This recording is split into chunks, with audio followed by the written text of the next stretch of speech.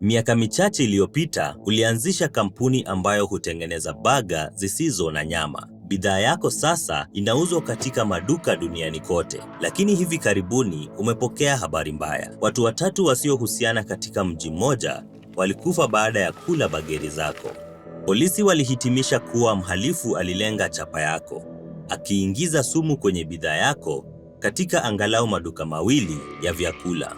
Mtu aliyefanya uhalifu huu alitumia chombo chenye ncha kali sana ambacho hakikuacha alama yoyote kwenye kifungashio, hivyo kulifanya kuwa vigumu kubaini ni bidhaa zipi zilikuwa zimeharibiwa. Baga zako ziliondolewa mara moja kutoka kwa maduka mawili ambapo waathiriwa walinunua. Vifo hivyo ni habari kuu, muuaji bado yuko huru na mauzo yameshuka. Lakini utengeneze haraka mkakati wa kukabiliana na mgogoro huo. Timu yako inakuja na chaguzi tatu. 1. Usifanye chochote. 2. Vuta bidhaa kutoka kwa maduka mjini kote na uziharibu. Au 3. Vuta na uharibu bidhaa duniani kote. Ni ipi unayochagua?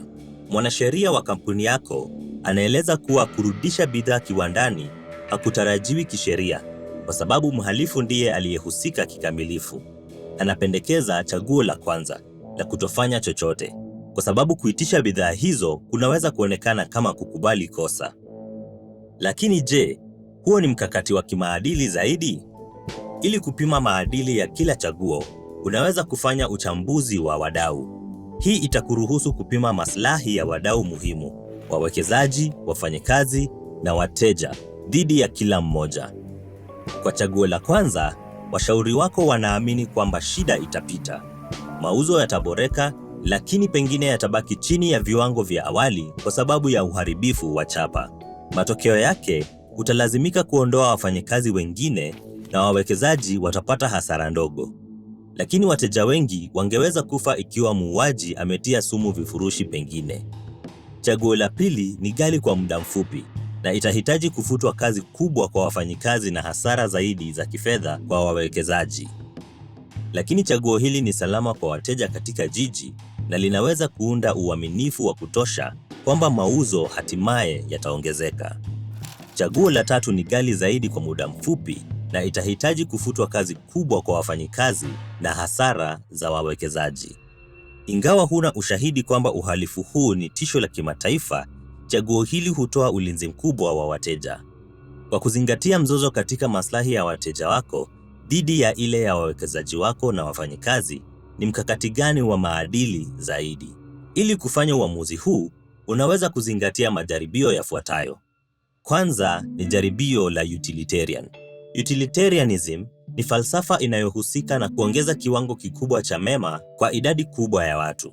Kutakuwa na athari gani ya kila chaguo kwa mambo haya? Pili ni jaribio la kifamilia. Ungejihisia kueleza uamuzi wako kwa familia yako? 3 ni jaribio la gazeti. Ungesikiaje kusoma juu yake kwenye ukurasa wa mbele wa gazeti la eneo hilo? Na hatimaye, unaweza kutumia jaribio la mshauri. Mkurugenzi mtendaji wa Johnson & Johnson, James Buck, alikabiliwa na changamoto kama hiyo mnamo mwaka wa 1982 baada ya mhalifu kuongeza sumu cyanide kwenye chupa za Tylenol huko Chicago. Watu 7 walikufa na mauzo yalipungua. Wachambuzi wa tasnia walisema kampuni hiyo imemalizwa. Kwa kujibu, Buck aliamua kuondoa Tylenol kutoka kwa maduka yote ulimwenguni, akitaja usalama wa wateja kama kipaumbele cha juu cha kampuni hiyo. Johnson & Johnson walikumbuka na kuharibu takriban chupa milioni 32 za Tylenol zenye thamani ya milioni 250 kwa dola za leo. Milioni 1.5 ya chupa zilizorejeshwa zilijaribiwa na 3 kati yao, zote kutokea eneo la Chicago, zilipatikana kuwa na cyanide. Uamuzi wa Buck ulisaidia kampuni kupata uaminifu wa wateja wake na mauzo ya bidhaa uliongezeka ndani ya mwaka mmoja. Kwa kuchochewa na mauaji ya Tylenol, Johnson & Johnson ikawa kiongozi katika kuunda vifungashio visivyoweza kubadilishwa na serikali ikapitisha kanuni kali zaidi. Wakati huo huo, muuaji hakuwahi kukamatwa. Uamuzi wa Buck ulizuia vifo zaidi kutokana na sumu ya awali, lakini serikali ya shirikisho ilichunguza mamia ya matukio yanayofanana na hili, yanayohusisha bidhaa zingine katika wiki zilizofuata. Hizi zinaweza kuzuiliwa kwa majibu tofauti. Je, Bug alikuwa akifanya kwa maslahi ya umma au ya kampuni yake? Hii ilikuwa maadili nzuri au uuzaji mzuri? Kama ilivyo kwa matatizo yote ya kimaadili, hii haina jibu wazi sahihi au lisilo sahihi.